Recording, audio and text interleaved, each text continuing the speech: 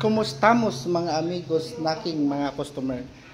Pagpasensyahan yung mga bukha ito, magmayabang lang yung isang farmer na makapaghanda ng ganito. Hindi mawawala sa ano natin, handaan. Ito, yung pinagmamayabang naming ABX Sweet. So, hindi pa talaga full bloom yung mga bunga ngayon. Panaka-naka, so meron na rin kami ganito. Ayan. Naka ziplock pouch na po ito, so buksan natin.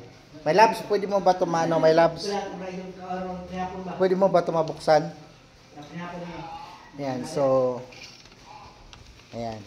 So, dahil may kunting handaan, housewarming namin ni Mrs. dito sa bahay. Actually, hindi pa tapos yung bahay. So, this is one reason mga other clients na bakit nabibisi kami dahil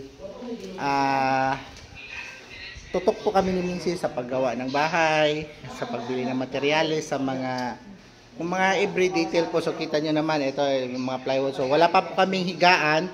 So, bali sa sahig pa lang kami muna matutulog. Pero, at least, andito na kami, nakabalik na kami. Yan. So, ayan.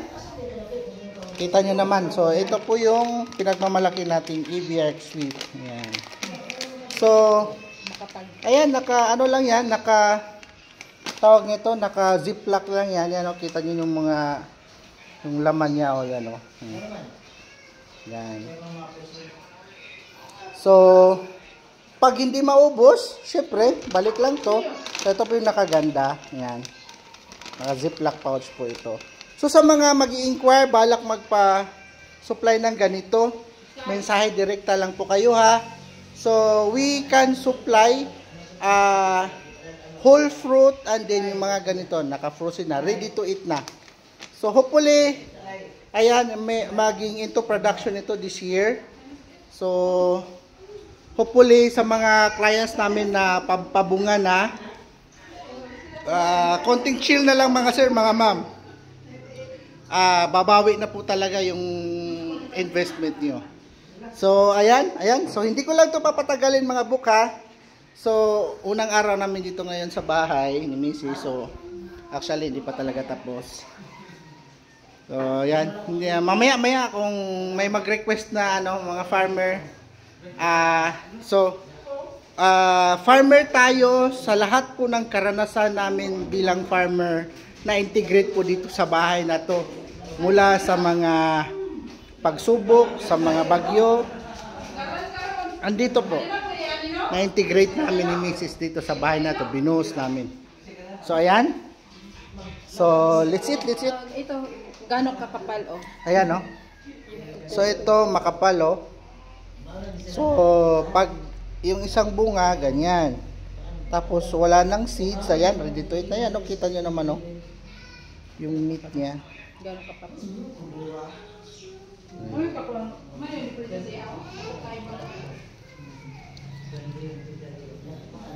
So, yan po yung pinagmamalaki natin dito. So, wala nga po sana akong entry, wala po ako sanang balak, pero naalala ko meron palang ganito doon sa bahay ni mama. So, actually, wala, yung ref namin ni Mrs. wala pang kalaman-laman. Yan, po mga soft drinks pa lang, may konting handaan man lang, yan. So, wala pang kalaman-laman, wala pa nga tayong ayan, kita nyo naman dito sa kitchen.